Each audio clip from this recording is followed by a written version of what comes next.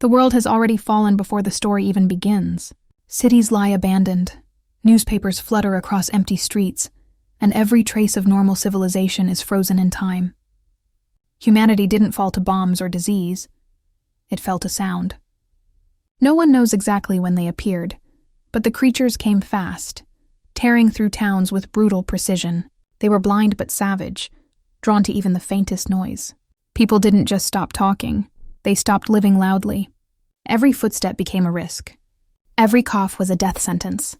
And somewhere among the ruins of New York State, a single family walks barefoot through a deserted town, moving like ghosts through a world where silence is survival.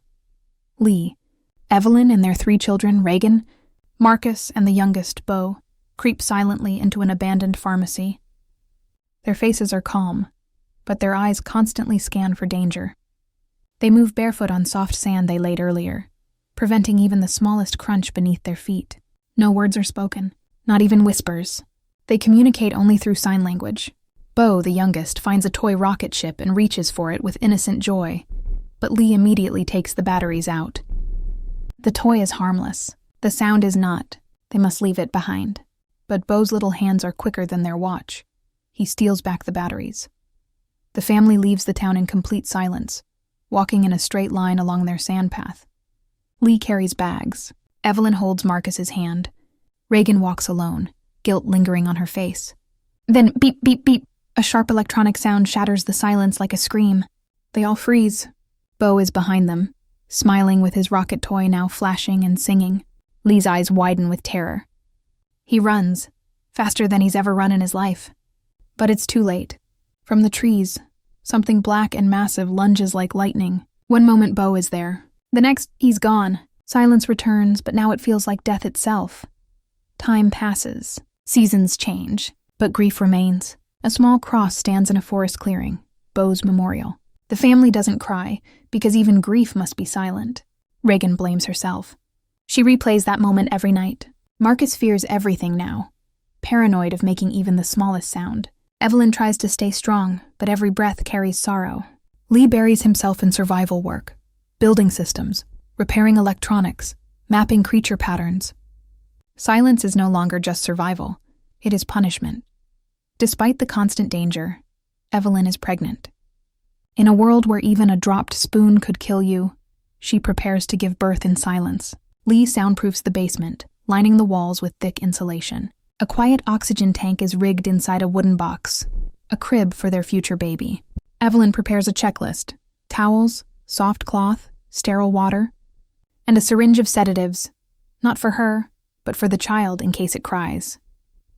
Giving birth in silence isn't just hard, and it's almost impossible. But hope is something they refuse to surrender. Lee takes Marcus to a nearby river to teach him survival. Marcus is terrified. The creatures are always listening. But Lee crushes a small rock into the flowing water, and the splash disappears beneath the roaring current. Loud environmental sound equals safety. They can speak softly near the river. Marcus still trembles. He's too young to understand quiet bravery. Lee doesn't push him. He simply says, "I will always protect you," not with words, but with eyes that never waver. Reagan feels unwanted. Her father rarely includes her in survival tasks. Her hearing implant, designed and constantly reworked by Lee, never seems to function properly. She believes he blames her for Bo's death. Filled with guilt and longing, she runs away to Bo's memorial. She sits before the cross, alone with memories that never fade. In silence, she apologizes to someone who will never answer back. Back at home, Evelyn prepares laundry in the basement. She lifts a sack of clothes up the stairs, but a nail sticks up from one of the wooden steps. It catches the bag and snaps, bending upward. Evelyn gasps but stops herself. She carefully pulls the cloth free, not daring to push the nail down. She will handle it later. But fate is cruel. Her water breaks. The baby is coming, now, and she is alone. She descends the stairs step by excruciating step. Then, she steps on the nail. Pain explodes through her foot, but she bites her lip so hard it bleeds rather than scream. She reaches the basement just as a creature enters the house. She must deliver her baby, quietly, while death stalks the floor above. She flips a switch, activating red emergency lights outside. a signal to Lee that she's in danger. Then she climbs into the bathtub, holding her belly, blood and sweat mixing. Every contraction threatens to unleash a scream that could kill them both. Outside, Lee sees the red lights and knows everything has gone wrong. He signals Marcus. It's time. They light a string of fireworks into the sky. Boom. Boom, boom! The explosions echo across the valley, drawing the creature away from Evelyn. In that moment of chaos, Evelyn lets go. She screams into a towel as the baby is born. Blood, tears, agony, but no time to rest. She holds her child close and prays it doesn't cry. The ringing echo of the shotgun blast slowly fades into stillness.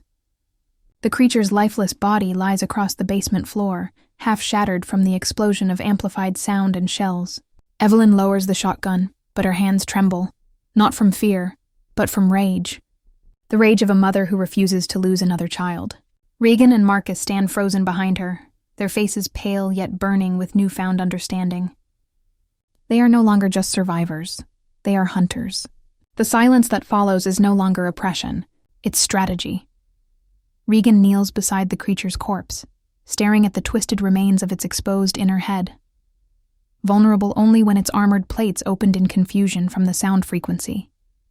Her faulty hearing aid, once a symbol of weakness, is now their greatest weapon. Evelyn looks at her daughter, truly seeing her for the first time as more than a child.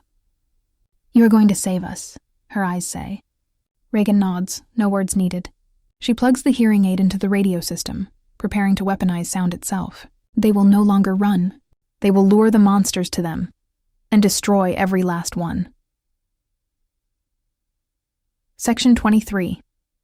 The signal in the airwaves Lee's old radio equipment still hums with static, untouched since the world fell. Regan adjusts the frequency, experimenting with feedback loops. Suddenly, a deafening crackle pierces through the speakers, the same disruptive frequency that made the creature convulse in agony. If she can broadcast it across the valley, maybe even further, they could turn every speaker, every car radio, every forgotten device into a weapon. The idea is terrifying, because to spread the signal, they must reveal their own location to every creature in range. It's not just a defense anymore. This is a war cry, night returns. But this time it doesn't bring dread. It brings opportunity. Marcus watches through the window as distant trees begin to shake. Shadows move. Branches snap. The creatures are coming. Dozens of them, drawn by the lingering echo of gunfire and something else. Almost as if they sense rebellion. Evelyn stands at the top of the basement stairs, shotgun reloaded, breathing slow and steady. Regan stands beside the radio, hand hovering over the switch. Marcus grips a metal pole tight, not as a weapon, but as a promise. The baby sleeps in the soundproof box, unaware that the world is about to change. The first creature charges through the yard, its limbs cutting through the dirt like blades. Regan looks at her mother. Evelyn nods, now. She flips the amplifier to full power. Shriek!